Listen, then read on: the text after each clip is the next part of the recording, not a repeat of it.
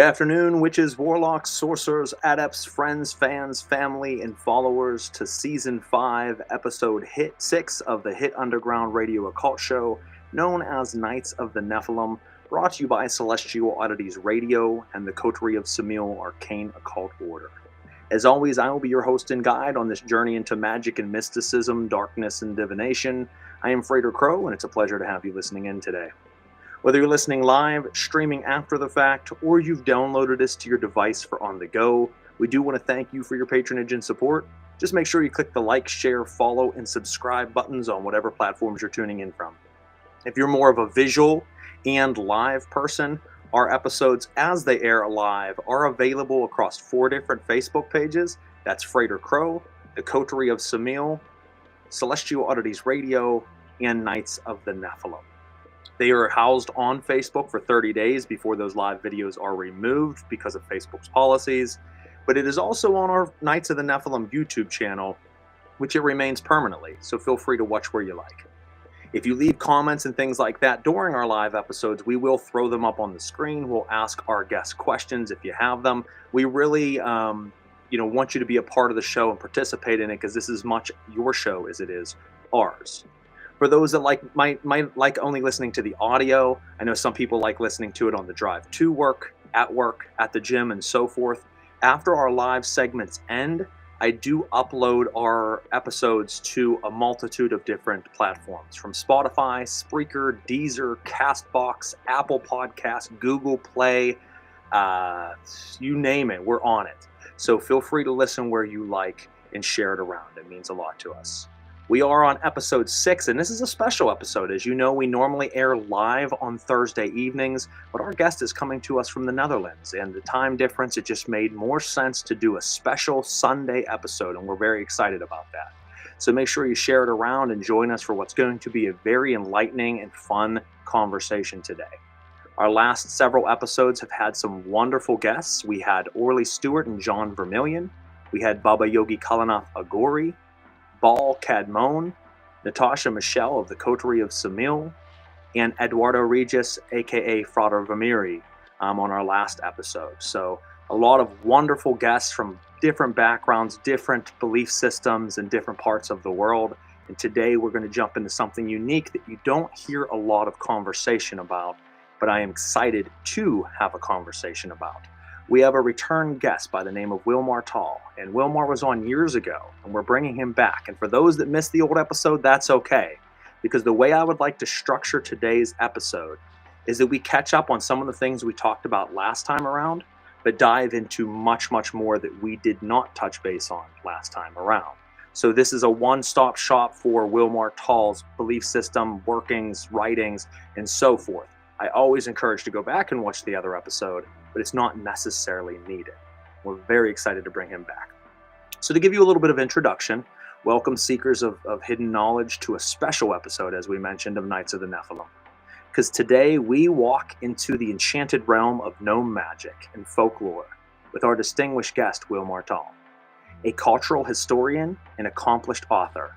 Wilmar has preserved and illuminated the forgotten traditions, figures like J.H.W. Eldermans and Bob Laurentis Rochelle, and brought forth works such as the Gnome Manuscript, the Gnome Grimoire, and the Gnome Compendium. Together, we will uncover the mysteries of the gnomes, their connection to occult science, and their enduring presence in modern magic. Prepare to step into the unseen, where myth becomes a lived reality. So step into the circle with me as we call forth Wilmar Taal.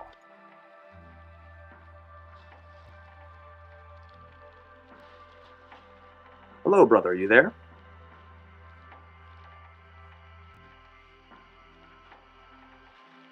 I see you, but I don't hear you. Can you hear me?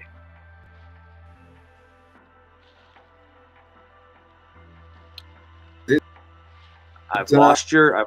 There we go. I can hear you now. I wasn't hearing introduction, so the connection is really bad. No problem. Can you hear me now, though? I don't know. I do hear you, but I don't know what you've said to the audience before, so I'm going in blind. That's okay. I gave a little bit of an introduction on you. I'm not sure why you weren't hearing it. We're having some technical difficulties again, guys. And what I notice is when we have guests from further away, we had our guest from Brazil last week. Wilmar's coming from the Netherlands. It seems like for some reason there is a delay or there is an issue with the audio sometimes when we have guests from further away. So apologize to the audience, apologize to you, Wilmar, but we'll catch right back up and jump right into it. I just gave a small introduction on who you are, what it is you have done, and I figure the best way for people to understand this is just to jump right in and start cranking away some questions at you. Well, let's hear them. Okay, so let's jump into my first question I had for you, and we're going to go back a little ways. Prior to your gnome books, I want to talk about some other things first, and then we'll work our way up to more modern day writings that you've done. So your very first serious work was actually your college thesis on Lovecraft's Necronomicon. How did studying a fictional book that became real shape your approach to folklore and occult history?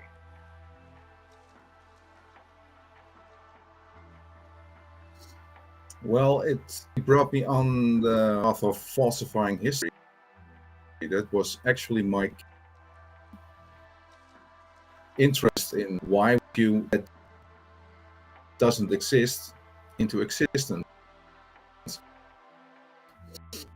And it was quite an interesting journey to go. For others, it was money, because Lovecraft sold big in the 90s, and a lot of people came to the Magickal Child shop in New York to inform about the Necronomicon. It was on sale, so the owner of that shop, Herman Slater, thought, well, if so many people for it, I might profiting from it if I released it. So he gathered a group of people, and they made what we now know as the Simonomicon, or the Necronomicon by Simon. Slangekraft edition was the first. Now it's an even books, I think, paperback. That was actually my first introduction to the Necronomicon as a book in print. Very interesting. Very interesting. Do you see parallels between the Necronomicon phenomena and coming through? Can you hear me? Yeah, I can hear you. Okay, there we go. I could hear you, so we're good. I think there's just a little bit of a heavy delay, so I apologize for that. I was asking, do you see parallels between the Necronomicon phenomenon and authentic grimoires like the Key of Solomon, texts that grow their own aura of reality over time? And you're gone.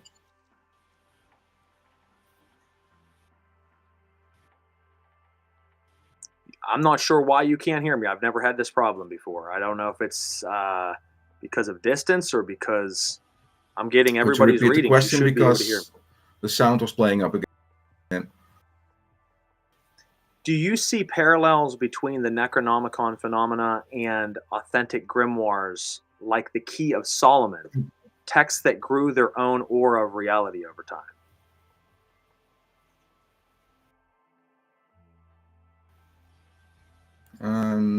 I didn't catch half of the question, so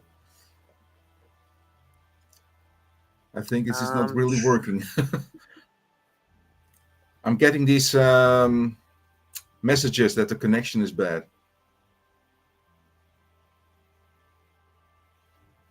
Let's see.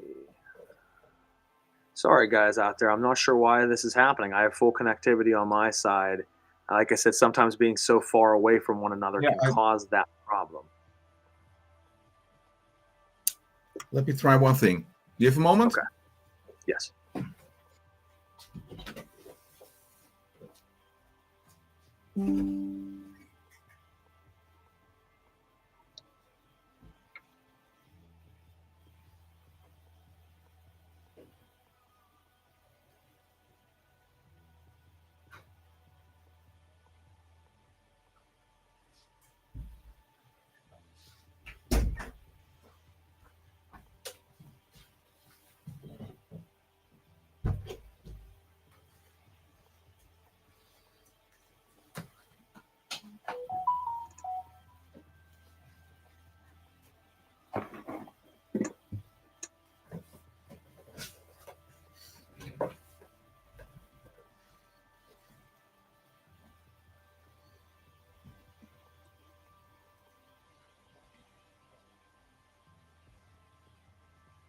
Okay.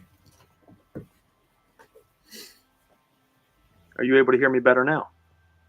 I hear you clearly. Okay. Sorry, guys. We're not sure what's going on out there. Sometimes we're at the mercy of our computers. So if you can hear me, I'll repeat the question and see if we can pick back up. Okay. Perfect. So the question I had asked about, the second question was, do you see parallels between the Necronomicon phenomena and authentic grimoires like the Key of Solomon, texts that seem to have grown their own aura over time? Mm-hmm. I fear the first half of your question was already. You want to know what the difference is between the Necronomicon and the actual grimoires?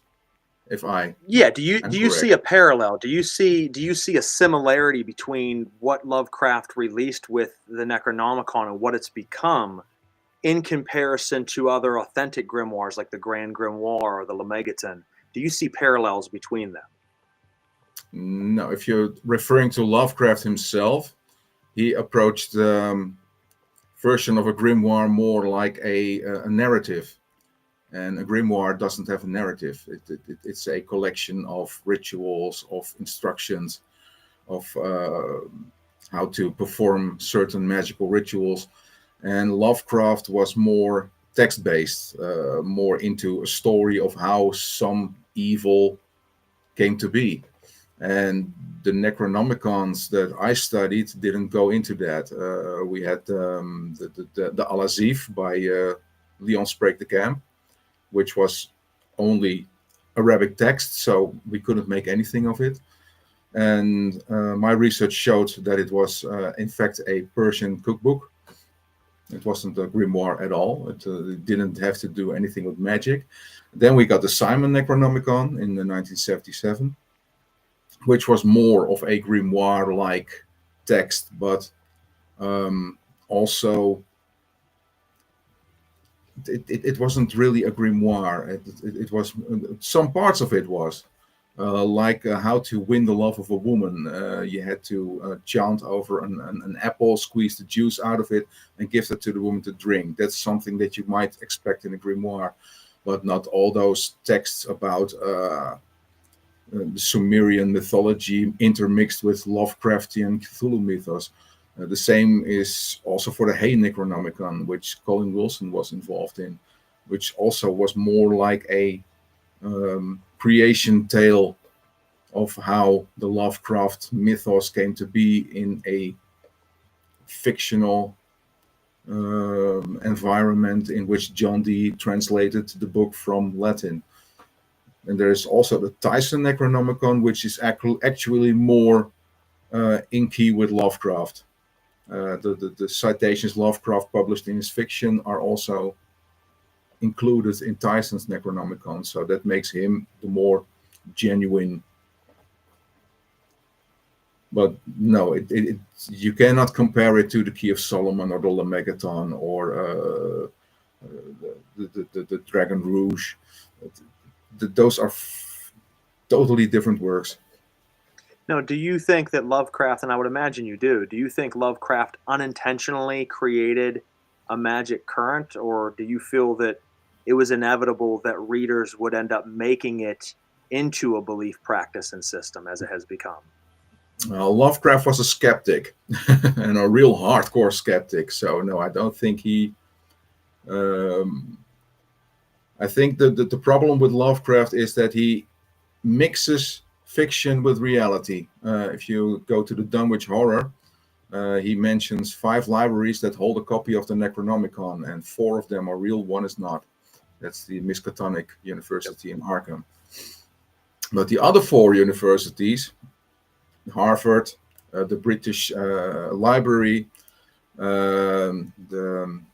in Buenos Aires one, and the Bibliothèque Nationale in Paris, are 4 institutes that actually are being approached by people that they want to see the real Necronomicon. I went to the British Library for my thesis, and when they read the letter of recommendation from my university, the man started smiling from, Necronomicon isn't real. I know, but I want to see this manuscript because it was the source for one of the Necronomicons to be published. In that case, that was the Liber Logath by Edward Kelly. Okay. In that manuscript, I didn't find any connection to a Necronomicon or to dark magic in that case. But the British Library receives about 75 to 100 requests for the Necronomicon to be taken out of the vault and for people to study. And they have this leaflet that explains why the Necronomicon isn't real. But yeah, it is more Lovecraft's way of convincing people that we have to deal with a genuine book. Because during his life, he was already asked by a lot of people about the Necronomicon. Is it real? Where can I see it? Where can I buy it? And Lovecraft, every time he patiently wrote to those people that the book wasn't real. Do you think that he could have ever imagined? Obviously, this is a speculative question, but do you think he could have ever imagined that his writings would end up becoming what they have, as far as at least the Necronomicon goes, that people would actually study it as an actual practice and make it into something that's a part of their personal lore and practice? No, Lovecraft would never have imagined that. He was very critical of his own writing. He didn't think of himself as a great writer. On the other hand, what I said, he was a skeptic, a hardcore skeptic. He once had a beef with an astrologer in the newspapers. He wrote a book about the betrayal in occultism and spiritualism with Harry Houdini. Was a book he was working on. It never got published because Houdini died in the course of the writing. But Lovecraft was not the kind of man you would expect that he would believe anything, that his work would inspire a total current of magic practitioners who see his work as something valuable. I believe that. Go ahead. I'm sorry. There was a delay there. I thought you were done speaking. Continue. I think that Anton Sander LaVey of the Church of Satan also included Lovecraftian elements into his rituals. That was something that Lovecraft might not have imagined himself as well, I think. Yeah, because it not only bled over into figures like LaVey, but then obviously Michael Aquino and the Temple of Set started to use different Lovecraftian ideas.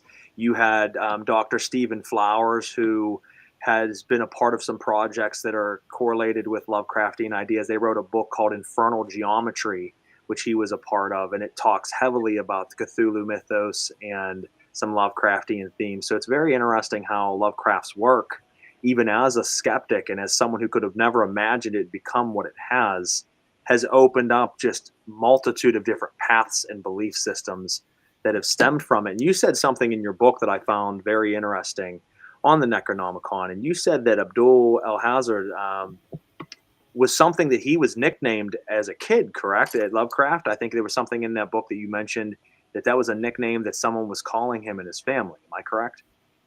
That was what I understood from my research, that he was named Abd al-Azraid or Abdul al-Hazred. Correct. Yeah, I thought that was very interesting. He was a young, he was very keen to 1001 Nights, Arabian Nights, and he had made a corner in his bedroom, which was all like a souk or no, what was it? A tent with all pillows on the floor, and he was kind of playing an Arab over there. That was in his youth, and I think that name sounded so good to him that he took it as an inspiration for the author of the Necronomicon. I think that's awesome to hear that back history of it. was a piece that I had never heard before. I knew about it being more or less just stories and pieces of things that end up becoming, inflated and changed over time to become more of a grimoire style book. But I had never heard the story about him being nicknamed that as a child, and I just find that fascinating that those elements of his interest in the Arabian Nights and his nickname all kind of bled over into the work that would be made years later. I can recommend the biography by S.T. Joshi, I Am Providence. It's very detailed. It's very good. Okay, awesome. Thank you. Listeners out there, make sure you mark that down for yourself if this is of interest, and I will be doing the same. I did have a question still regarding Lovecraft, and then we'll kind of start to move on to other things. How does your early exploration of Lovecraft's false histories connect to your later work that would lead you into gnome magic and folk traditions?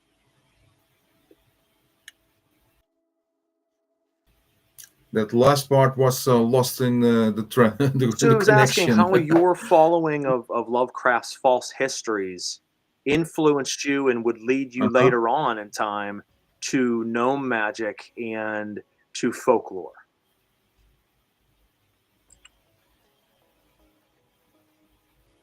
Connection is really bad. Listening out there. Like I said, we're having some connectivity issues. Can you hear me better now? Perfect. I can hear you very good. I was just asking how your research into Lovecraft's false histories has influenced and led you later on in life to research the gnome work and other lore.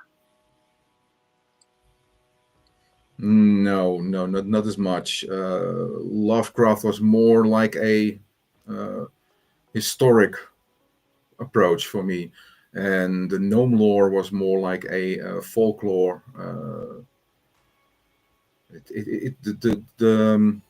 How do you say it? The starting point of the research is different. Gnome Manuscript came from a starting point that I was at the Museum of Witchcraft and Magic, and I asked them which part of the Eldermans collection are you very interested in to see more about it, and the first thing they said was the Gnome Manuscript. So I stepped in like I want to know more about the folklore of gnomes in the Netherlands, which was a very different starting point than Lovecraft. Lovecraft was like, why is there a book that Lovecraft thought of now currently in 6 or 7 versions in the world? And the Gnome Manuscript was already an existing body of work that was kept in a library of a museum, and that was actually the framework of the book that I started to write about it. Now, what was it that first drew you personally to gnome magic, and why do you think gnomes remain such a potent archetype in European folklore? Well, actually, I didn't. I wasn't really interested in gnomes at the start. I came into the life of Mr. Eldermans through another story that was very popular around 2012 in the Netherlands about the roundhouse in Nunspeet, of which was thought that there was an occult organization there sacrificing prostitutes to Woden, the Germanic first deity. And Eldermans was kind of involved in that research. And I met his granddaughter, who asked me if I would like to write a book about her grandfather. And then, the gnomes typically come along with him. It was a great part of his interest.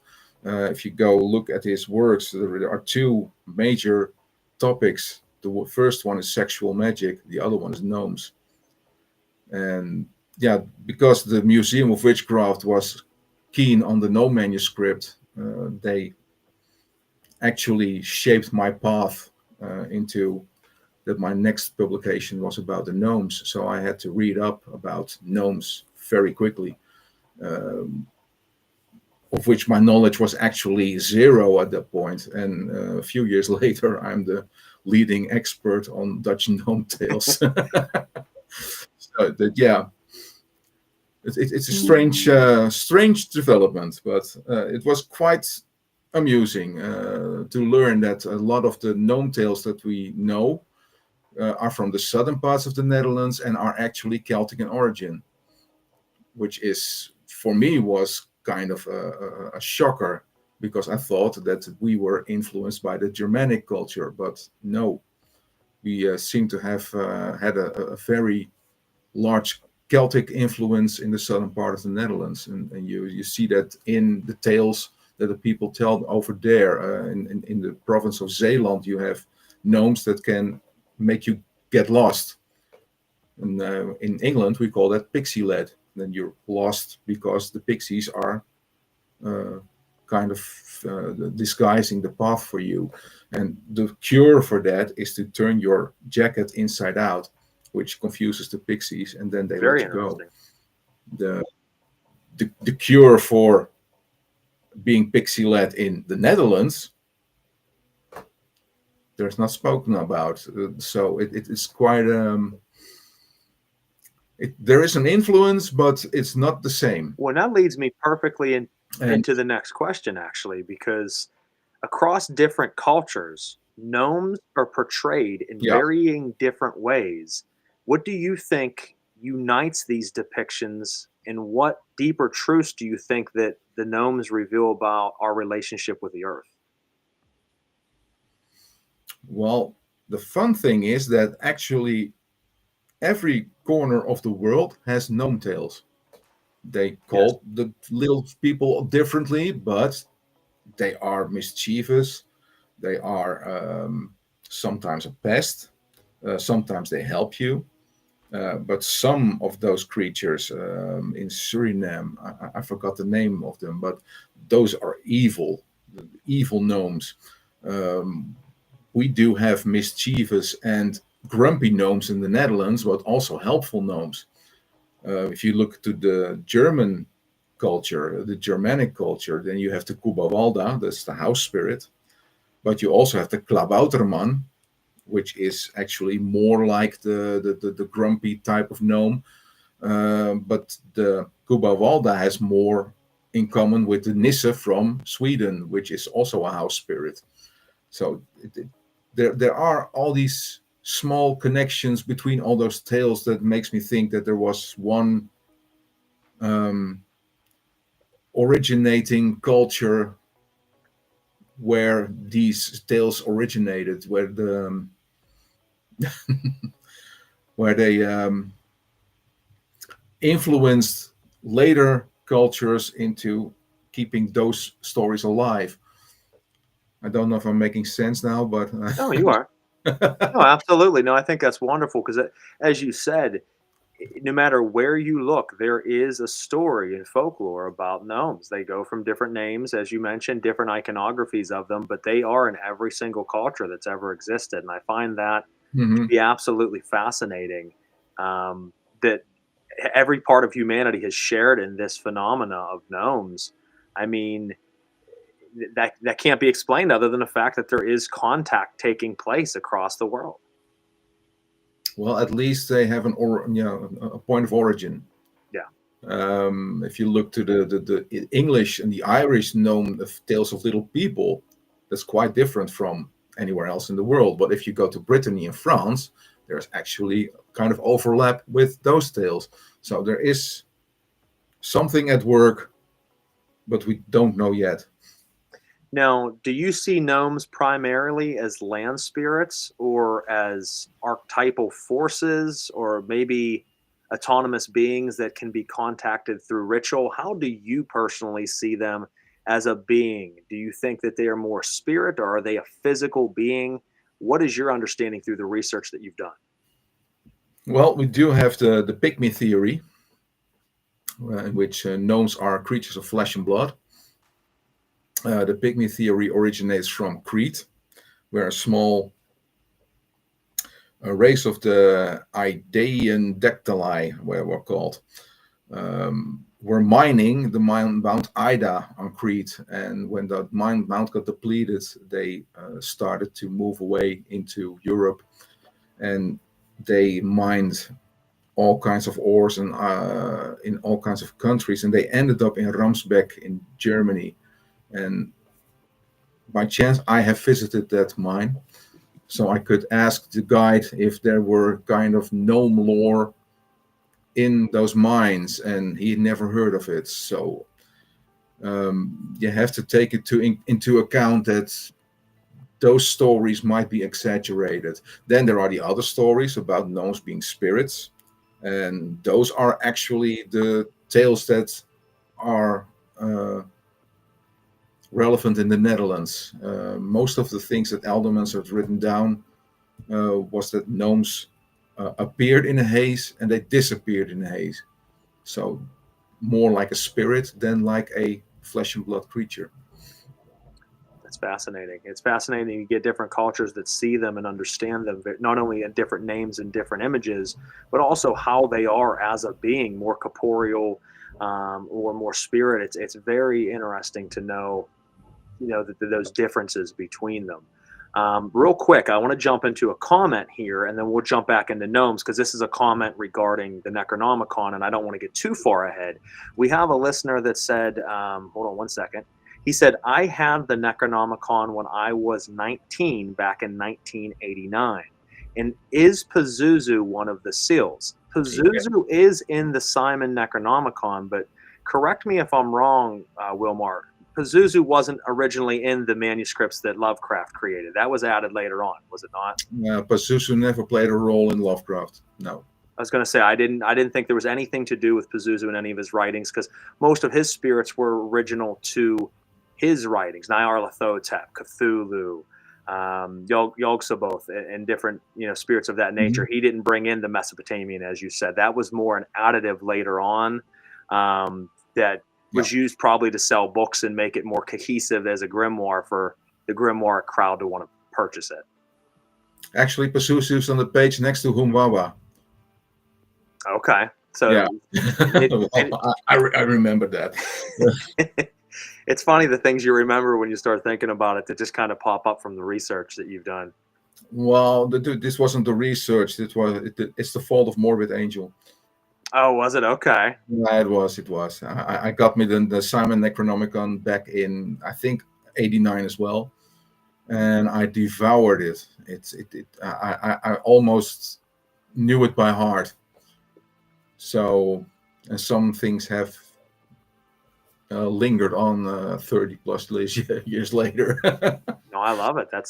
And that just shows how important it was and it really started your career. I mean, you wrote it as a thesis, but then it became one of your later books as you refined it into more of a book format, and it obviously started a very fruitful career in writing. I mean, your books that you have now in English, I think you said you have a total of 5 I've written many books, but that's not really fruitful. Well, you know what? I think it's fruitful in its own way, that even if it doesn't get the publicity that you would like it to get, the knowledge and the work is there. So yeah, that's what I always look at. I don't look at necessarily quantity, but quality. And your quality is certainly on point. It's just unfortunately that sometimes when you're in those niche markets, something like Gnome Magic is going to have a very niche amount of people that want to follow it. But for those that do, it is, as you said, the leading source right now in the world on this type of lore. It is the best-selling 3 books that I have in Troy. That's awesome. The Gnome Manuscript is very popular. I think it's a very good book, like I said. And it's funny because last time you were on my show, and I don't even know how many years it's been, you had just released The Silent Listener. And I don't think you were working on the following books, but they were not out yet. So it's crazy to have you back on, and now you have a multitude of books that have come out since then. 5. So you've been busy at work, which I love. Our listener. Well, I had a lot of work on the Bob Rochelle book. Okay, and we're going to definitely dive into that here shortly. Our listener said thank you for your answers on the Necronomicon. You're welcome. And let's go ahead and jump back into the questions here. Let's see. What ethical considerations should modern practitioners keep in mind if they are going to attempt to work gnome magic? What do you think they need to keep in mind going into working with them, as this is a very different side of magic than most people might be used to? Well, there is only one mention of gnome magic, and that's in the Key of Solomon. And Correct. gnomes are used in the search for treasure, and you have to protect yourself from the wrath of the gnome once you have taken the treasure from him. And I think, well, just follow those instructions and you might be fine.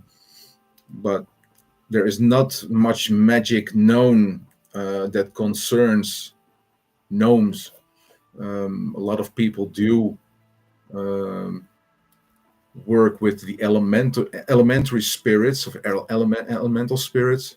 Yes. You've got the gnomes from the north, but in how do you work with them? I think they are called, not as much made to work for you. And I think it's interesting because, as you said, I mean, there are the elementals that you work with, and you have the undines and the sylphs and the salamanders and the gnomes, but there isn't a lot spoken of about, like you said, the work of actually working with these beings. Yes, there's some grimoires and things out there on working with elementals as like an umbrella to working with elementals, but they don't specifically go into a lot of detail on how to work with each one, like the gnomes, for example. It's still very obscure. That's right. Eldermans does give us some details, but yeah, I have learned to not trust Eldermans completely on his word. There are rituals in which when you want to meet the gnomes, you have to take the leaves of the rue plant, put them in water and leave it for 24 hours and then wash yourself with it so that you lose the scent of a human. Because gnomes apparently don't like how humans smell. That's something that I never found in any grimoire or in any book concerning gnomes. There's also what did he write again? He wrote a lot about if you want to make sure that gnomes do not enter your property, that you have to kill a black cat, burn it, and then take the ashes and scatter them around your property. So the gnomes are kind of afraid of cats, which is also conflicting with other information. There is this book of Rien Poortvliet and Wil Huygen, The Gnome. It was very successful in the 70s. And in that book, they claim that gnomes love all animals, cats included. So there's a lot of information, but it's sometimes conflicting. Now, were there sections of, and as you're saying that with conflicting information, were there sections of the gnome material from Eldermans that you were studying that you chose not to include and publish because they were either too obscure, too dangerous, too private? Was there anything that you read that was powerful, but you're like, I can't include that in the work that I'm doing? The only things that I couldn't include in the work, that was the Swiss collection, and that was pure copyright thing. Oh, okay, so it wasn't because of anything like that. It was just more or less the copyrights then. Everything that's in the library of the Museum of Witchcraft and Magic in Boscastle is in the books. Perfect. No, that's awesome to know. What was the most surprising and eye-opening thing that you came across? If you had to think of all the research you did, what was one of the elements that you were like, wow, that threw me off a little bit? Was it the black cat that you just mentioned? Was it something different? That's something different. That Eldermans also made the crossover between gnomes and sexual magic. Yeah, that's a very interesting. Tell us a little bit about that, because that is a very interesting two subcategories to come together. That's strange. Well, actually, it's a drawing that he made and it's in the Swiss collection, so I couldn't publish it. But it's a gnome without its pants on and with an erect penis. That I was, what is the meaning for the study of gnomes to have such a drawing? Plus, it was included in a folder with quite the pornographic content. Sometimes material that I wish I never had seen. That's interesting. Eldermans was very interested in sadomasochism and bondage and that kind of stuff. And some of those pictures were quite painful. I would imagine. Yeah, that's an interesting amalgamation of different things. You know, you're reading about gnomes one moment, and then sex magic, and then bondage elements. I mean, it is kind of interesting. His It was all over the place. I mean, you got to give him credit for what he's put out. I mean, obviously, he had a plethora of writings that you were able to get your hands on. And he also, if I remember, he had a lot of artifacts that were included in the museums and things as well, correct? As far as like ritual tools and items that he used. Well, that's the tricky part, because we don't know if he really used it. Okay.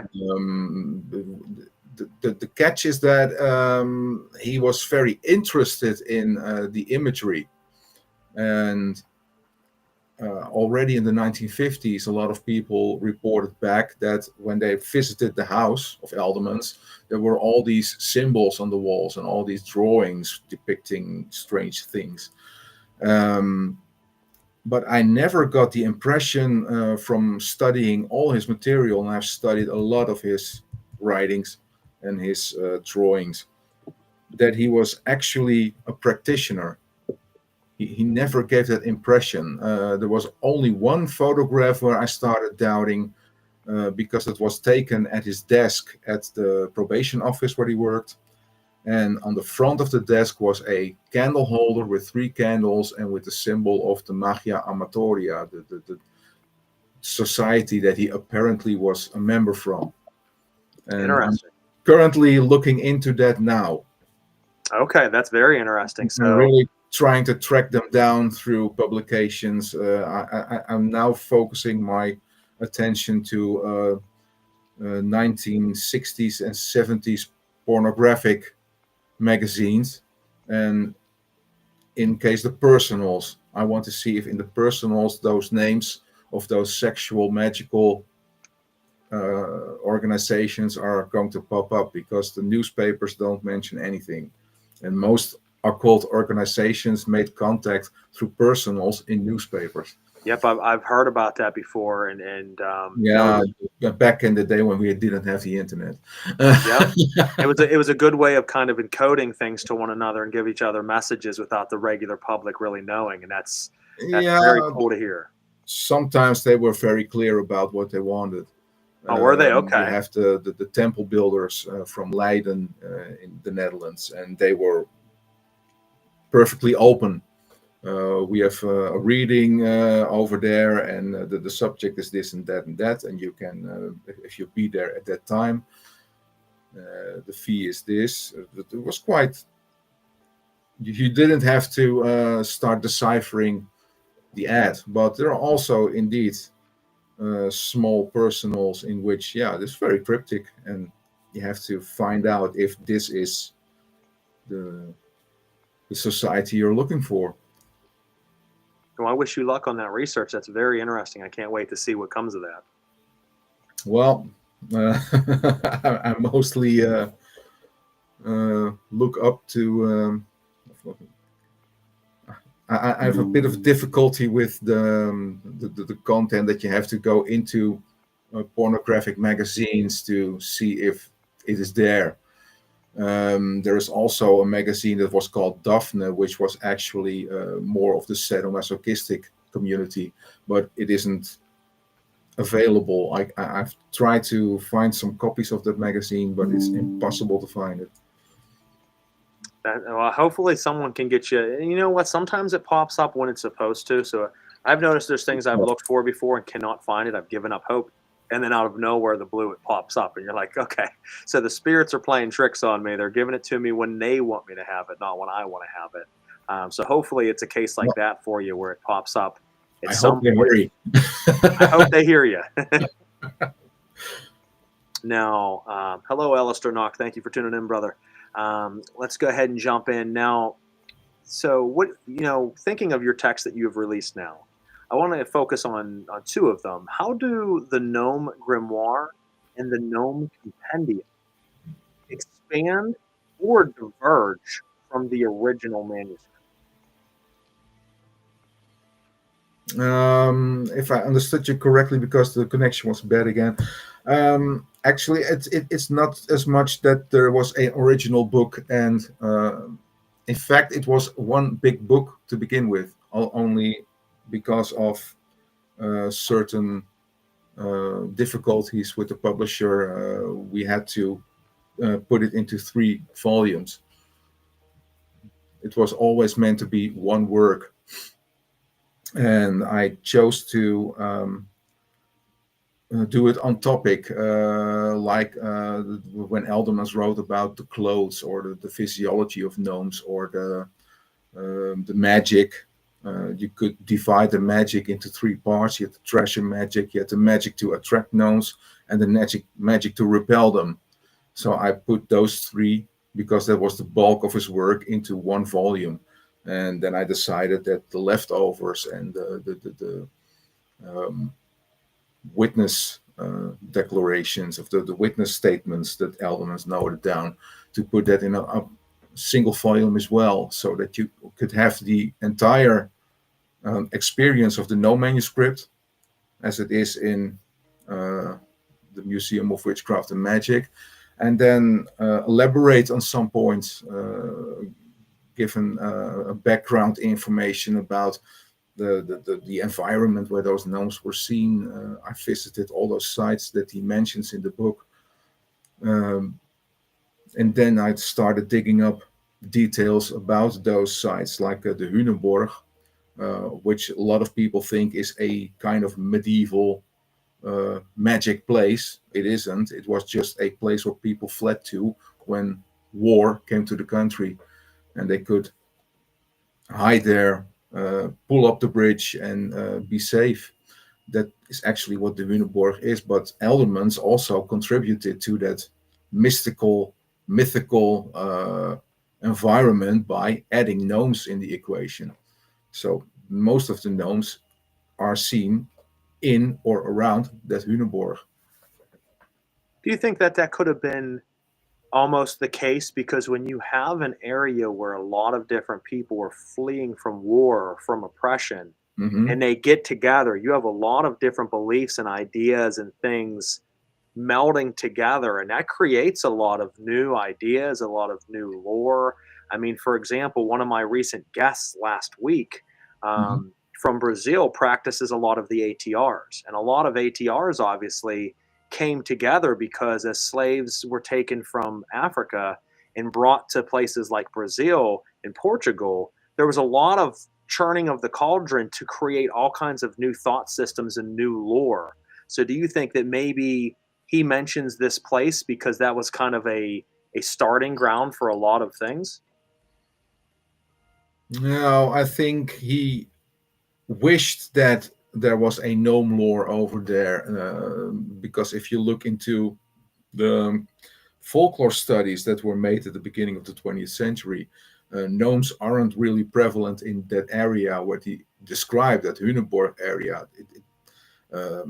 There are mentions of what we call witte wieven, white women, spirits that are actually gnome-like but are different because they're ethereal, white shapes. Yeah, it's most gnome stories are found in the southern parts of the Netherlands, and that's the fun part. Eldermans does mention one area, the Pale, which is rich in gnome folklore, but he doesn't mention Brabant, or he doesn't mention Zeeland, which is quite odd because Brabant has a much richer gnome folklore than Limburg has, the Pale area has.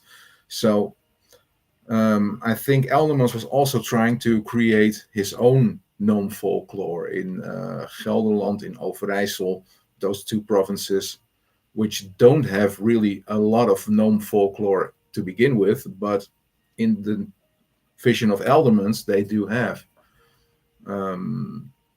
For instance, he mentions he and his family had a small vacation house in Nunspeet, which is in Gelderland.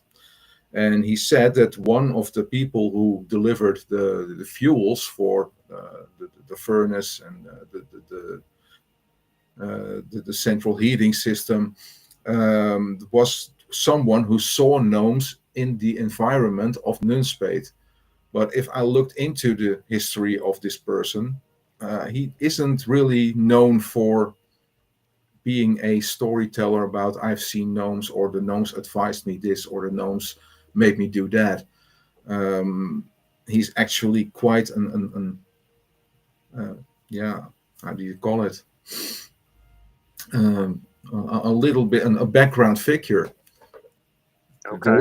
There isn't really much known about him, and people who see gnomes and who talk about it are quite visible in the environment. People talk about you. There was in later life there a lady, Annie Gerding Lecomte, who was also seeing gnomes in that particular part of the Netherlands, and she became well known. She gave talks for the radio. She appeared on national television because people talked about her. And we don't see that with Mr. Zwakenberg, who distributed the fuels, but in Elderman's vision, he was one of the sources of the gnome stories that made him look into the subject of the gnomes. Interesting.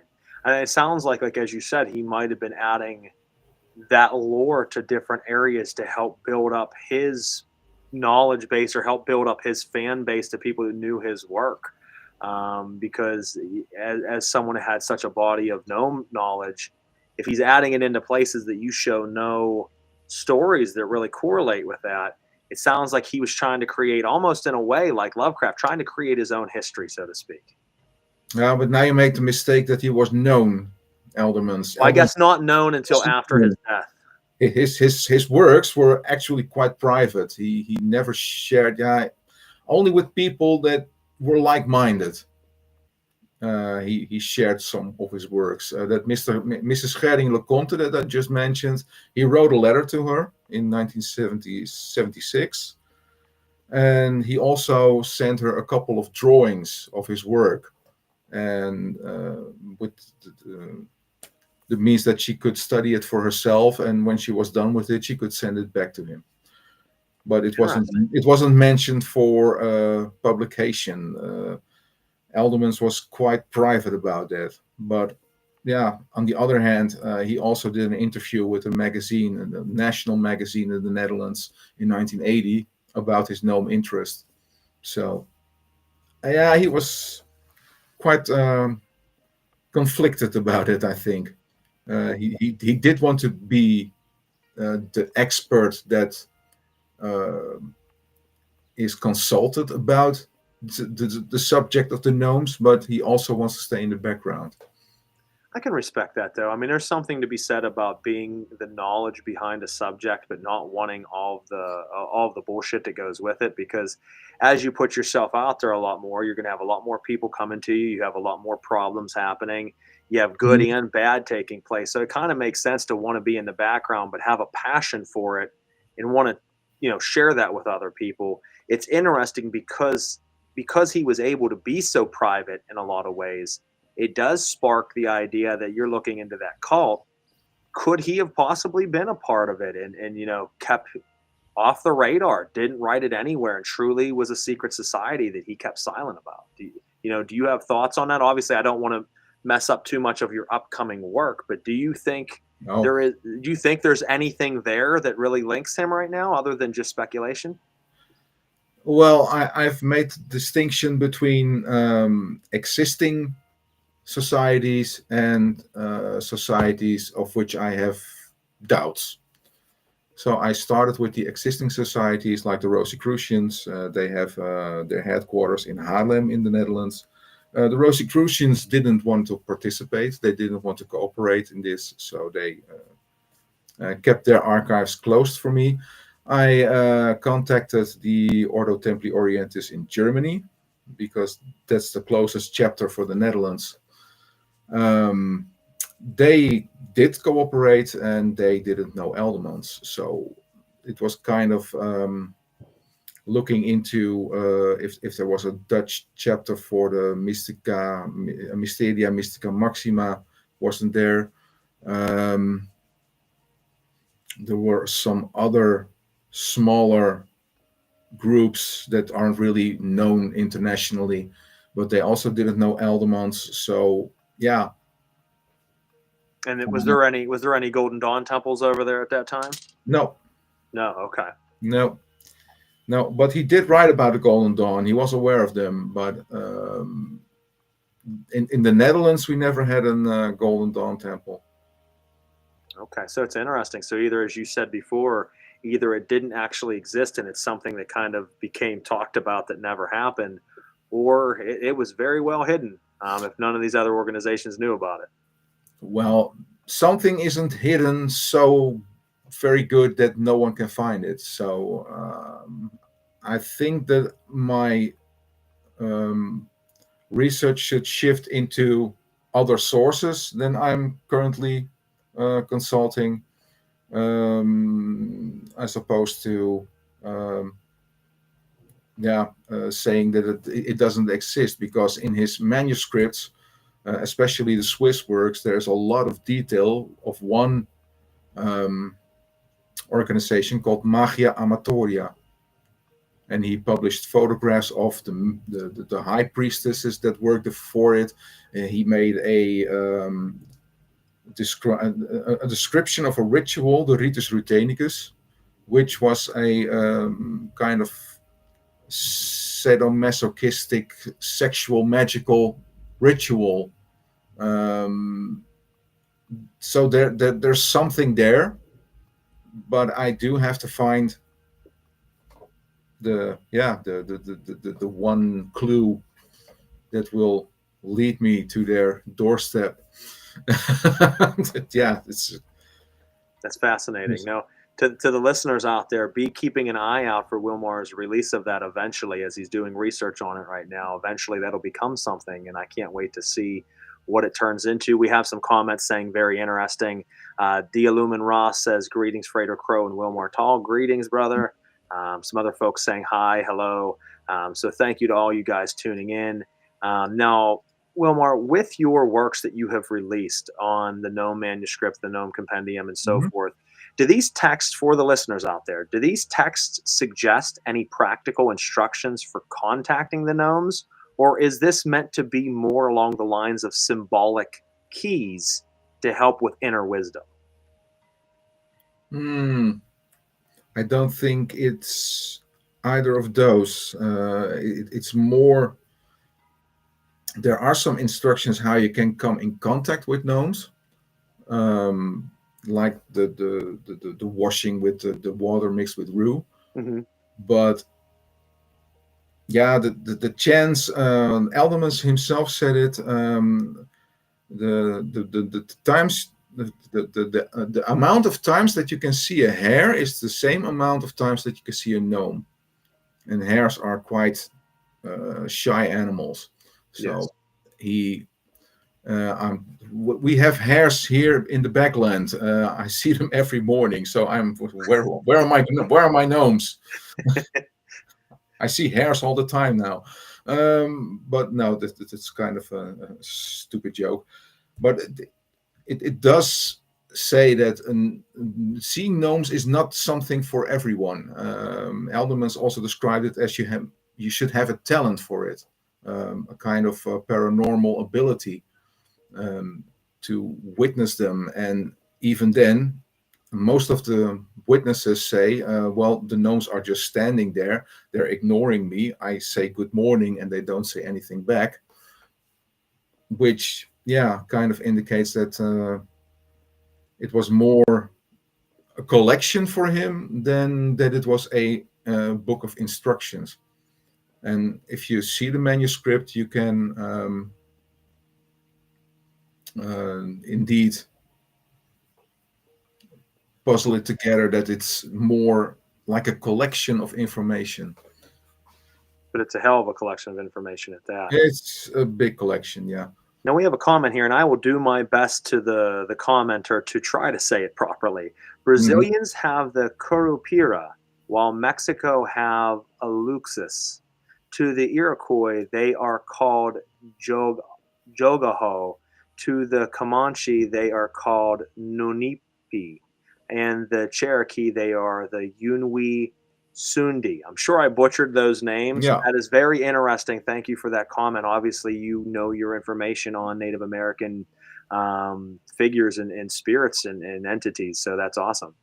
Which is also a little bit outside of my zone of interest, but it's very interesting to hear. It is. And you mentioned something, Wilmar, that I think is key. That as a practitioner myself who works with select styles of spirits, there is that understanding that tuning into a specific frequency is going to allow you to engage with certain entities that someone operating not on that frequency doesn't experience. So as you said, hearing accounts where people were saying they can see the gnomes or experience them, but maybe others are not, that resonates with me because I know some of the spirits that I've worked with, I've had encounters where no one around me has seemed to experience anything, and I'm seeing something profound happen, almost like I'm seeing on a different wavelength than everyone around me. So that's very interesting that you said that. Yeah, and it's what I said. It's like a bit of outside of my zone of interest, but I can relate to that on another level. Being, yeah, I have these strange flashes sometimes that I know what is going to happen, and I know what's going to happen seconds before it happens. It sometimes saved my life because it's crazy business riding your bicycle in Amsterdam. I bet it is. I can imagine it gets a little crazy over there with the driving and people cutting in and out of things that you have to really, really watch if you're riding that you don't get taken out. Well, being a little bit psychic is a good thing. It is. That intuition, it's interesting how that intuition can kick in sometimes from what seems like a foreign mind, where it tells you turn right now or stop right now, and you do, and you realize if you didn't stop, you'd be dead right now. So that is interesting when that can kick in and really save your life from out of nowhere. Yeah, my mother would say that I have an angel on my shoulder. Yeah, and I think we do. That's how I view it, kind of. I think we have a higher intelligence of sorts that we do sometimes get communication from. Brittany always wanted to visit Amsterdam. Well, you have to be quick because Amsterdam is taking measures to lessen the number of tourists coming to the city. Yeah, and I think a lot of the world right now isn't too happy with America. So I don't think that a lot of people are wanting to welcome us over there right now because of things with politics and so forth. That we don't look at politics. It's, if you want to visit, I work at the Rijksmuseum. So if you want to visit, you're welcome. No matter where you're from. There you go, Britt. Get on a plane, get your butt over there. Yeah. And then we have El Neil said, frequency is the dialing tone for sure. And it is. I mean, if you can work, I am a big believer that there is a bandwidth of frequencies that if you tune into individual ones, you can experience different things on each one. I know that through my practice, that's certainly what I have experienced. Britt dropped another comment and it says, better get a move then. Yep, you better get moving then, Britt. Now, Wilmar, you said you've described folklore as a vessel for transmitting occult teachings. How do gnome traditions preserve wisdom that might have otherwise been lost? That's a good question. If you look at it from the folkloric side of things, it is a peek into a world that we don't know now, but which was actually prevalent in the time before the 17th, 18th centuries were quite different in their tones of belief systems. I'm currently reading a book about witchcraft in the Netherlands in those the 16th to the 20th century, and how that changed from people who were believed that they were under a spell by someone, and that they demanded that the spell was lifted. And if you look 400 years later, that when people come, she or he put a spell on me, that the judge even didn't want to look at you, that you go home. It's all superstition. I think that those stories about gnomes that we know from the beginning of the 20th century give us a peek into the belief systems of the people before. That they there was one particular story of a man who was riding his car with two oxes in front of him, and suddenly they stopped and they wouldn't move anymore. So he started looking at what's jamming the wheels. So he started pushing the cart. It wouldn't move. He started pulling the oxes. They wouldn't move. And suddenly he looked under one of the wheels, and there he found a little man, not bigger than a lizard. And once that little man was removed, the car could ride again.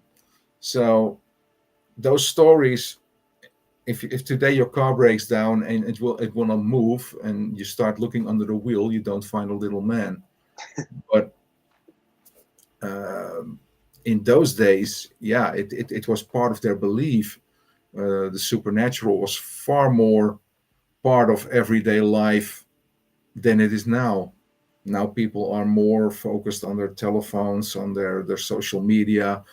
There are a little amount of people here in the Netherlands that are actually really spiritually busy. I know a couple of women who are involved in a coven, and they have their meetings about 8 times a year, and 4 times they have a Sabbath.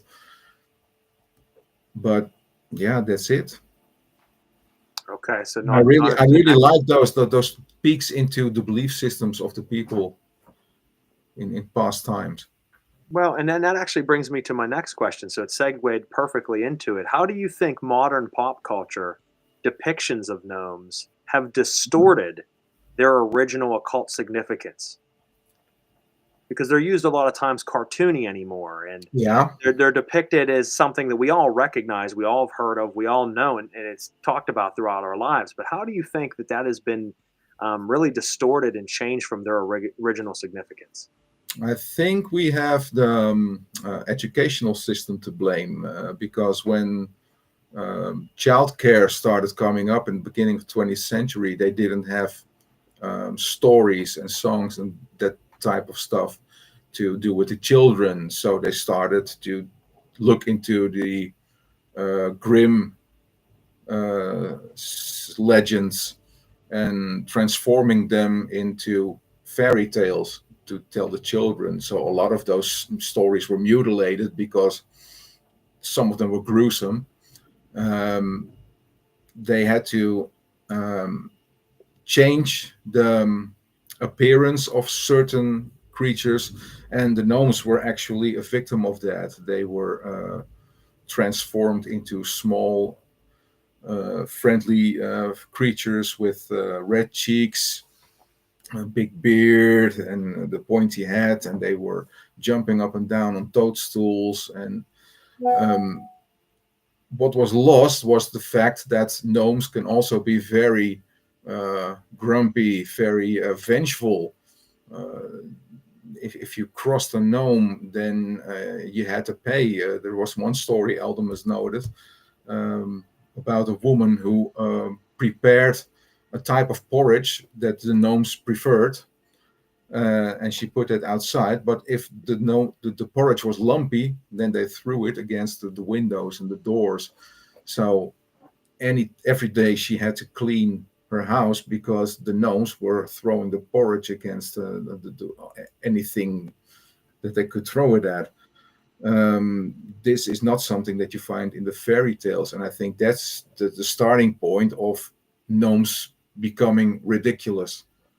And nowadays we have this comic in the Netherlands called Dirk Jan, Dirk Jan is a kind of a nerd, and he has always problems with gnomes. The gnomes infest his house. The gnomes create a small bar in his bathroom, or there's a gnome living in his toilet. All those kind of silly things. There was also a TV show in which a gnome was trained to enter a person's anus and to start burning down polyps in his colon. It's really all these kinds of silly things well, if you go here out in the street and you ask people from what do you know about gnomes? Oh, those are the plastic things in the garden. They don't know their own folklore anymore. A lot of people in the area where I live don't know that we have a gnome tale right here that's called the workers, because every time the air pressure changes, the wood of the mills start working, so you hear all these banging noises, and people believe that those were the gnomes repairing or fortifying the mill for the storm to come. Very interesting. And I Yeah. love that. I love to hear the different stories, and obviously you are the expert on it, so I'm getting to hear a lot about gnomes that I didn't know, which I love. A lot of people don't know it Yeah, they here. don't. They No, don't. they don't. And this is an interesting question from one of our listeners. L. Neal says, do you think the gnomes were a spillover of the right hemisphere of our brain, the subconscious, being given form? And maybe that's why now we don't see them, because we're not using as much of our brains. Obviously, we're on devices, we're distracted, we've lost sense of our inner subconscious or unconscious mind. So do you have any belief that maybe these things were almost like an archetype of our mind that we gave form to, and now people are have lost so much touch of their mind that we don't see them, and you don't see a lot of people discussing them in magical practice anymore? Yeah, that's quite subjective. And there are reports of people seeing gnomes apart from each other in the same area. So there should be a more objective turn to it. I don't think that maybe, yeah, if you translate it into an ability that we have lost, yes, I can relate to that. Because yeah, what I said, I'm actually still haven't seen my first gnome in the forest of the Netherlands yet, but maybe I'm tuned in wrong. Maybe I'm not in the right frequency. Maybe I don't have that mental ability to actually see them. If you mean by that right hemisphere, yeah, that's always right and left hemisphere is the difference between logical thought and creative thought. Yeah. Yeah. I think you need a lot more creative thought indeed to I'm, see a gnome. I'm waiting for that first time that I hear from you and you're like, finally seen a gnome. It's going to happen. We're just going to. Well, I have seen a white woman. Oh, you have? Okay. I love it. Now, let's take a sidestep for a moment for this last several questions, and then we'll wrap up for the evening. You obviously have a newer book out called Gallowmen and Mandrakes: The Occult Life of Bob Laurentis Rochelle. Tell us a little bit about this book. And beautiful, there it is, folks, right there on the screen. And you can pick that up at multiple different outlets out there. So make sure you pick a copy of that up along with the other books as well. Tell us how this book came about, because obviously it still falls into Elderman's family. It is his son-in-law, if I'm thinking correctly. Yeah, And he also was someone who added to this body of lore and practice. Am I correct? you are correct. I firmly believe that Bob is the reason why we do have a Gnome Manuscript to begin with. He was the one who collected all those loose pages and made it one coherent book. But Bob himself was quite an accomplished artist, and we know that he was introduced into the world of the occult somewhere between 1947 and 1949 in Amsterdam by a figure that later was a very prominent figure in the Provo movement. I don't know if you ever heard of it. I haven't, no. No, okay. Provo was a movement which was based on provocation. Okay. And it was a lot of artists, but also occultists, people who just wanted to disturb things. They joined the Provo movement, and actually, Provo is also responsible for the first political gnome party in the Netherlands. Okay, interesting. It was actually more like a nature movement, a political movement that wanted more attention for nature, for animal rights, and that kind of things.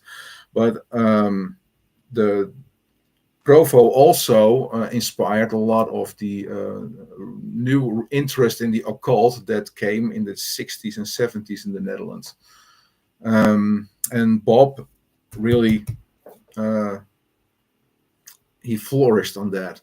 He had his most productive creative period during the 60s and the 70s. And all those drawings have all kinds of different aspects of the occult. They deal with death. They deal with Bob's own past. They deal with his interest. There's one drawing from the 50s called Mandrake, which is also the inspiration for a later series that he made in the 80s of Mandrake roots, which 13, 14 drawings of different kind of, well, this is one of them. I hope you can see it. Yeah. I can, yeah. Yeah. This is one of those mandrakes that he drew, and he made a whole library of mandrakes. I have one of the originals downstairs on the wall. I received it from Bob's daughter for my birthday in 2018 when we were presenting The Silent Listener. That's awesome. With the book launch at the Museum of Witchcraft, which was awesome. Yeah, that is awesome. That's cool to be able to have that piece of history with you. And I find this. But Bob is also considered to be part of a occult society. And I know that he tried to get into the Rosicrucians, but the Rosicrucians kept turning him down. Okay. Yeah, and the Temple Builders was a 1950-52 organization from Leiden and The Hague.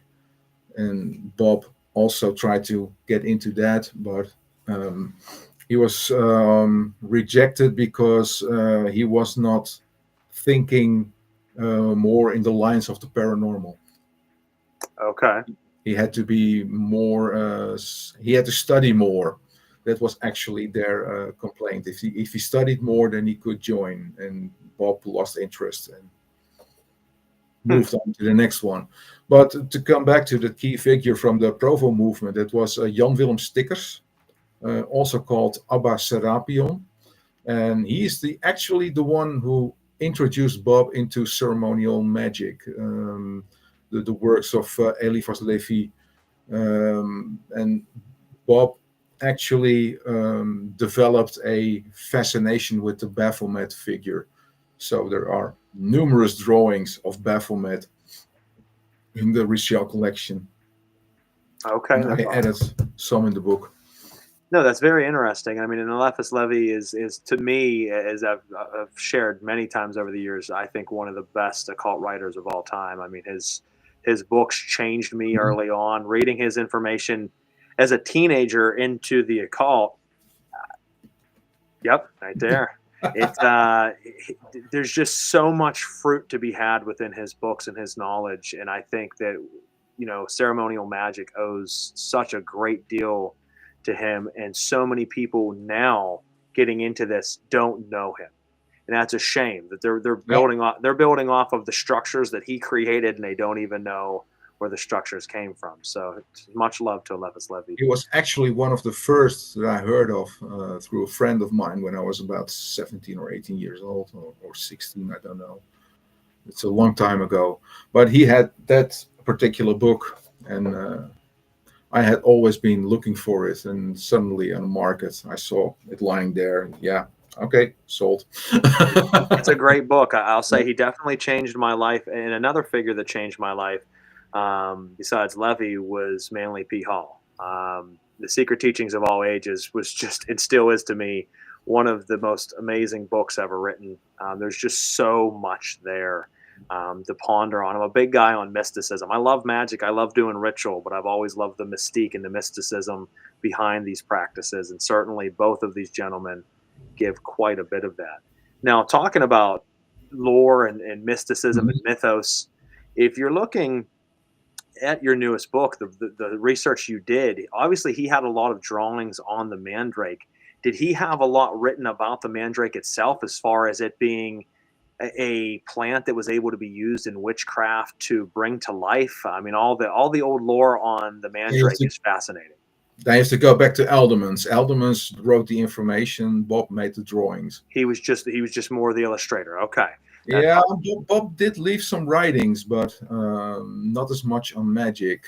Most of them were, yeah, remembering his youth in Rotterdam, or just a funny story that he wanted to tell.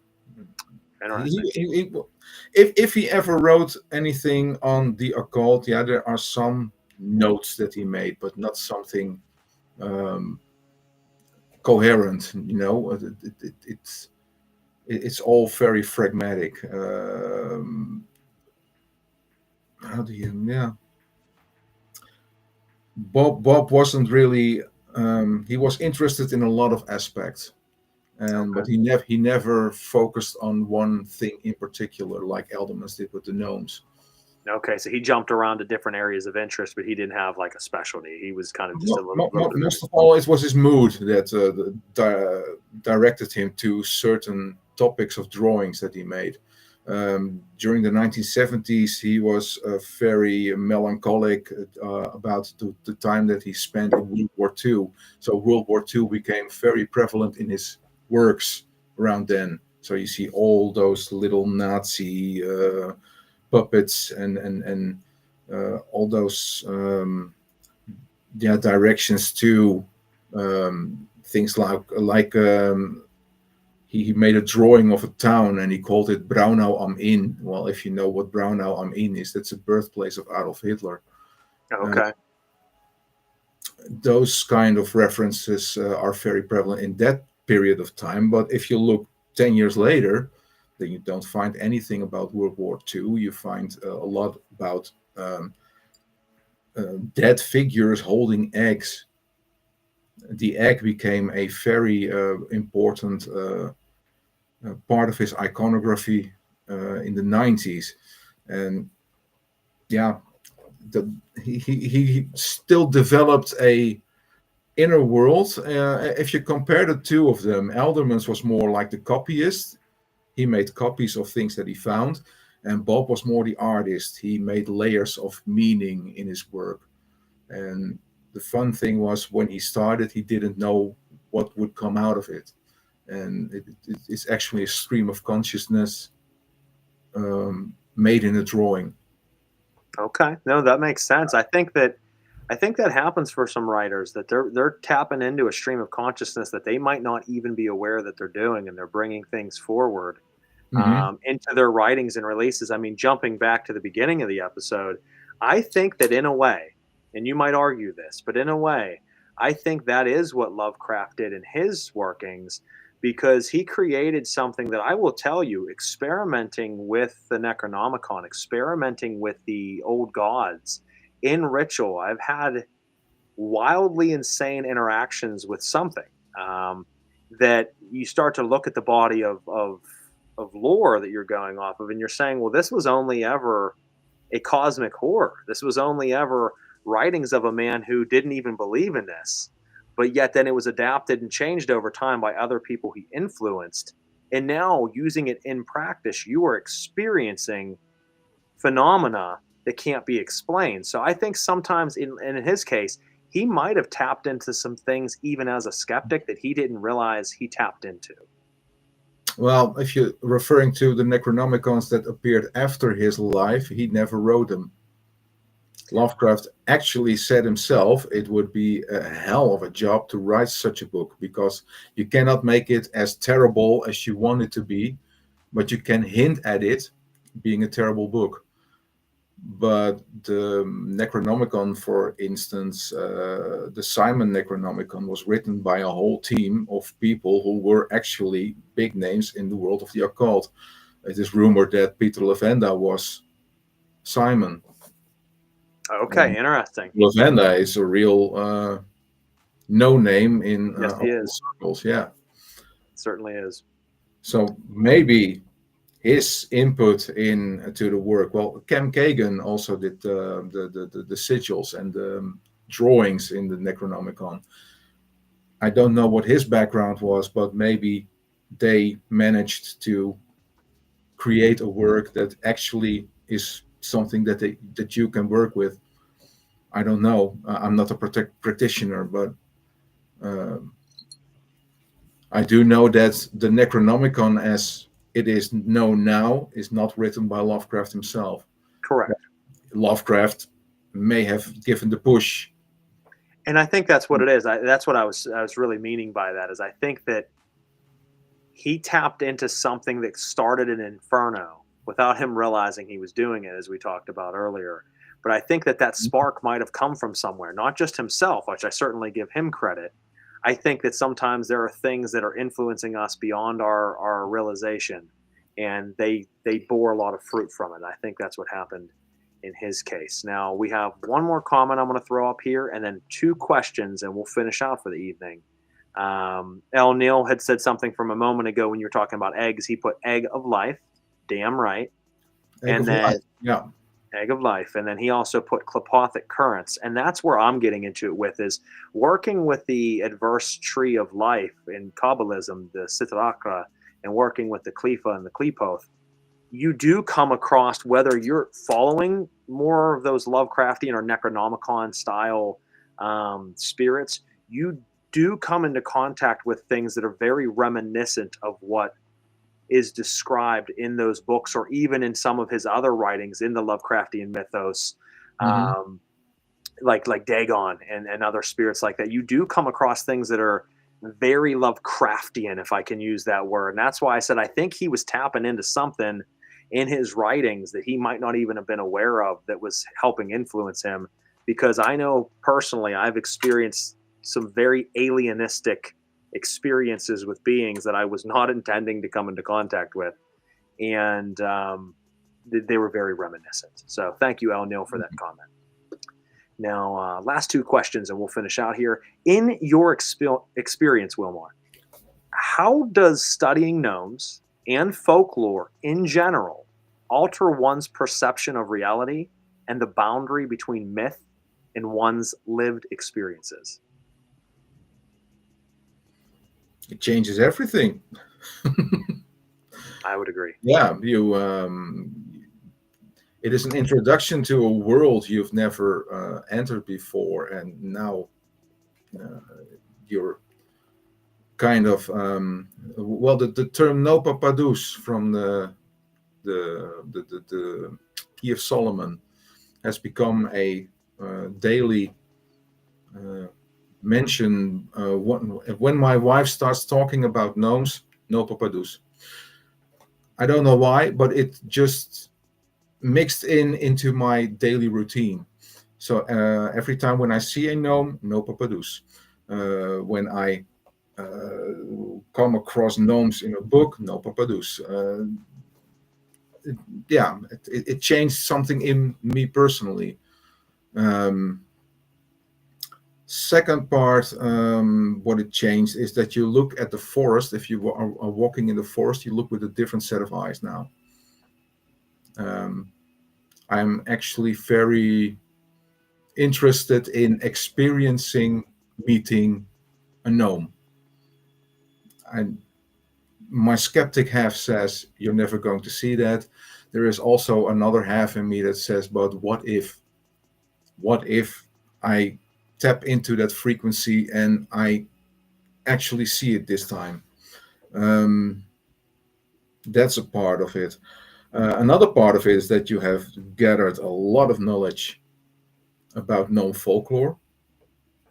So there are always at birthdays or parties, you always have something to tell to people from, oh, but I know a story that will blow your mind. Yeah, that kind of thing. And yeah, it also expands your own consciousness that there might be a reality beyond what we can see.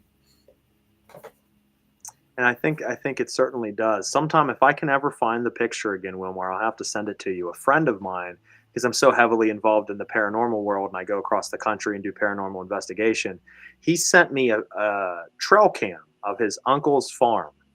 His uncle, in the middle of the night, caught on a trail cam what would fall under the classification of gnomes. Hmm. It's what I don't know if you've ever heard the term brownies. It's what they Yeah, call a brownie, and it looks like a small. nasty critters. Yep, and it looks and what's crazy about it is it looks like a young boy Hmm. with his shirt off, but he's ripped. He has muscles that are like bulging on his chest, and he has long frizzed hair. And it was caught like 2, 3 o'clock in the morning on a private farm. There is what looks like a small, muscular boy standing in the middle of the woods for one frame, and then he's gone. And it is a crystal clear picture. And it's not one of those ones you see floating around the internet that you're like, okay, it could be fake. No, this was directly from his family member that he sent to me. He's like, hey, my uncle caught this a couple of years ago. We never knew what to think of it. What the hell do you make of this? And I looked at it and I says, I believe, from my knowledge at least, that is what people refer to as a brownie. And Well, it was an it amazing must be it. picture. If I can find it, I'll send it to you. It's pretty cool. I'm very curious. Yeah. Well, I've got a depiction of a brownie somewhere in the book of over there. I In one don't of think those it. books. Yeah, one of those 1087. But I don't think it was a very muscular Yeah, and unless he, depiction page. But yeah, you have to work with an artist. That's Alan Lee. Don't know if you know him. I think I've heard the name before. Yeah, he's excellent, excellent. He does excellent work. But he made all those drawings of how he sees little people. So there's Okay. a whole list, and the brownie is also in there. But I will look it up and then I send the picture to you. And if it's not a brownie, then it's one of the other subcategories of gnomes. Because as we talked Oh, about, there's different. red I cap. gave it the classification of brownie. I could be wrong. I called it a brownie. But that's the only thing I could think of that would fit this, other than just a gnome in general. But nonetheless, the picture is very thought provoking because it just doesn't make sense. There would be no little boy on that farm at 2, 3 in the morning in the middle of the forest, Uh, flexing his muscles. yeah, that's for sure. I've also seen a picture of something resembling an elf. And I see there, Ireland called them leprechauns. Yeah, leprechauns. Those are the shoemakers. But when they are going on a drinking experience in your wine cellar, they're called cluricauns. Okay, interesting. Yeah. He also said that Syd Barrett from Pink Floyd wrote a song called "The Gnome" on the first Pink Floyd album. Big LSD user, and that could be, Yeah. that could be a thing too. Is by using, and we talked about this last night on my interview. I was asked to be on Alistair Knox' radio show, and we Hmm. talked about the use of entheogens in ritual practice, and I talked about my understanding and use of those. And it does tap you into different doors of perception. And we talked about Huxley's book, The Doors of Perception. It certainly does open up the possibility of not just hallucinations. No, it triggers something to see what may be there that you're not normally seeing. So that could certainly be Syd Barrett's influence behind that song.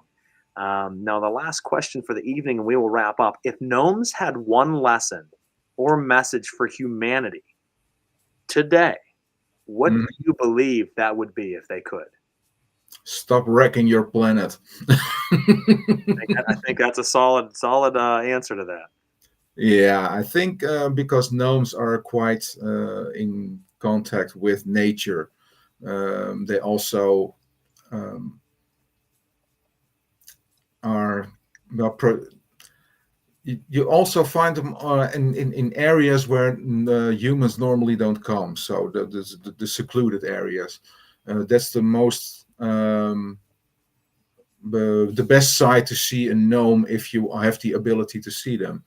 But losing that, there was also in Eldermans' works someone who said that the way humans treat the world causes the gnomes to go away. I would And imagine. I think that the one message that they should have was be more in harmony with the world you live in. And that's the thing. I would agree with that, because I mean, I we as agree with it as humans, well. we as humans seem to leave a trace everywhere we go. So many things can come and go, and you would never know they were there. Animals come and go, no trace of it. Gnomes, for example, if gnomes exist, they come and go. There's no trace of it. Spirits, they come and go, no trace of it. But a human, everywhere we go, there's trash left behind. There's things broken. We had to alter it. We had to touch it. We had to move it. We seem to destroy everything we come into contact with. So I agree with you. I think if there was a message able to be given, it would be respect this planet, respect your home and where you live. And if we did that, I think that would be another way of being able to put ourselves in tune with other beings, because we're on that wavelength. When you have respect and care, it opens up doors that we're not opening when we're just going around destroying everything. I see that Al Niels crop circles. Now, that's a very interesting theme, because we have a researcher in the Netherlands, Rudy Kleinstra, who thinks that crop circles are expressions of elves. That is interesting. So I've never heard that one, but I gave a presentation at a paranormal convention one time. Yeah. And the speaker directly after me, or it might have been before me. That makes more sense. The speaker before me, it's been a little bit of time now. He was talking about crop circles, and I gave my input on it. And I said that when we think of working with spirits, we think of seals and sigils. We think of pontos. We think of these different names that we give symbols that we use to conjure a spirit. I said, I have a feeling, and this is my own personal idea, that crop circles are alienistic seals. That the reason that they put a seal on that crop is that they have now changed the fabric of that field. That even though the crop will now grow back through eventually, that is now a doorway that they're able to come to. I know that's very far out there, but the same thing as a key in grimoire magic. You empower that seal, and the spirit comes out of the seal, and you're able to communicate with it. Well, the alien vessel is creating a seal on the earth that now, when they want to, they can come out of that seal. I know that's crazy. I threw that out there. There's certainly a magical component in it, yeah. Yeah, I think there's a magical component. The guy that was a specialist in ufology wasn't having it. Like, I told him that, and he just shook his head, and I think he thought I was an idiot. But I was saying, I'm just giving an idea of something I've pondered on. So, but no, it was very interesting. And that's interesting to know that there are some research out there on crop circles being done by gnomes and elves. That's very, very interesting. Yeah. Excuse me. So lastly, Wilmar, is there anything else you would like to give us announcements on, any upcoming projects, anything else you'd like to say? Well, currently I'm working on a book that is titled The Light of Egypt, which deals with Eldermans' sexual magical collection. So, which will be quite a big book, maybe in 2 parts. I don't know. I'm still in the research stages of it. And there's still a lot of ground to cover. So next year I start with reviewing Elderman's own writings about it. And currently I'm building up the theoretical base. So reading up on sexual magic, on I also found a book by Monique von Kleef. I don't know if you know her. I've heard the name, yeah. She was a bondage mistress, quite famous in the United States until the moment that she was kind of rooted out when she returned to the Netherlands. But she also wrote a book which might aid me in the understanding of Mr. Elderman's sadomasochistic sexual magic.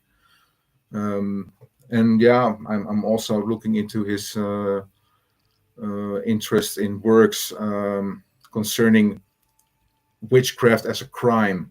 There are a lot of books in German that are looking into witchcraft as a crime, and especially as a sexual crime.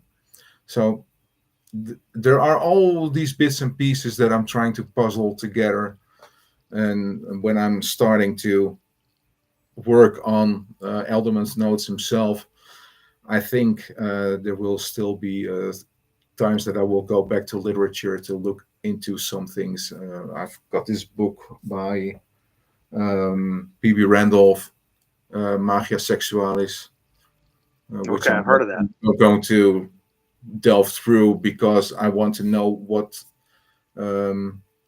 drove him to write that book, and what kind of influence Eldermans can have taken from there. You have also Hargrave Jennings, who made actually Rosicrucianism a sexual type of religion. And yeah, did Eldermans pick up on that? Did he take elements of that into his work? That's actually where I'm at now, and I think that I will start writing somewhere in December next year. Very, very interesting. Well, you heard it, folks. I mean, a lot of stuff coming your way, a lot of stuff already been presented. So make sure you go back and pick up the 5 books that you have available to you from Wilmar here in the United States. If you're in other areas, there are some other books that might be available to you that are not available here. But please pick up his body of work, research it. It is very thought-provoking, a lot of great substance there. And make sure you keep an eye out for all that is to come in the future by this man. Other than that, we'll go ahead and get ready to close out for the evening. So that concludes this extraordinary journey into gnome magic with Wilmar Taal. His work opens a doorway into a world that exists at the borderlands of folklore and esoteric practice, reminding us that the smallest of beings often carry the greatest mysteries. We thank you for journeying with us on this path of discovery.